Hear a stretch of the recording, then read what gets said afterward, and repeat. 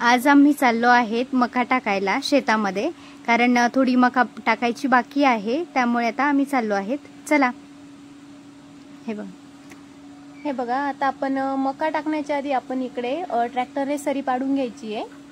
सरी पाडल्यानंतर त्या सऱ्यांमध्ये आपण मका टाकायची आहे। हे सरी पाडण्याचं यंत्र आहे। हे बघा, या अंतरावरती अशी सरी पाडून घेतली आहे, म्हणजे जरी पाऊस आला नाही तरी आपल्याला पाणी भरता येतं, कारण आता या वेळेस तर पाऊस पडलेला आहे आधीच, त्यामुळे आता लवकर पाऊस येणार नाही।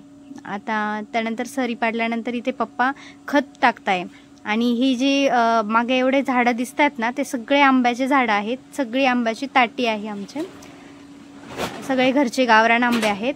आणि हे बघा खत टाकताय। आता इकडे पप्पा खत टाकताय, आणि आता खत टाकल्यानंतर आपण इकडे मका लावायला सुरुवात केली। हे बघा मका कशी टाकायची, तर ही बघा थोड्या थोड्या अंतरावरती फुटाच्या बी टाकायची, आणि पायाने त्यावरती माती लोटायची। मागच्या वेळेस आम्ही मका पेरणी यंत्राने टाकली होती, पण पेरणी यंत्राने मका आपली पातळ झाली होती, त्यामुळे ती आम्हाला परत नंतर टाकायला लागली। म्हणजे परत आम्हाला बी ज्या ठिकाणी मका उतरली नाही त्या ठिकाणी आम्हाला परत बी लावायला लावलं होतं, त्यामुळे ह्या वेळेस आम्ही हातानेच मका टाकतोय, कारण हाताने मका टाकल्यानंतर व्यवस्थित येते।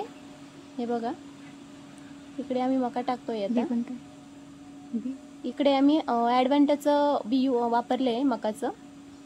या बियाण्याला ॲव्हरेज जास्त असतं, त्यामुळे आम्ही हीच करतो। आणि हे बघा आता लगेचच आम्ही पाणी पण लावलं आहे, कारण पाऊस येणार नाही आहे आता सध्या, तर लगेच पाणी लावून दिलं आहे। हे बघा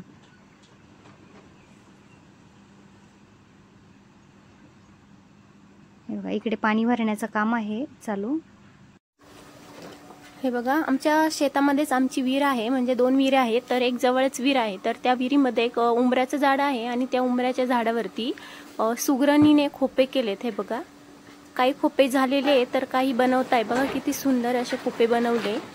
हे आमच्या विहिरीतलं पाणी, खूप पाणी आहे आमच्या विहिरीला। व्हिडिओ आवडला असेल तर लाईक करा आणि सबस्क्राईब पण करा। धन्यवाद।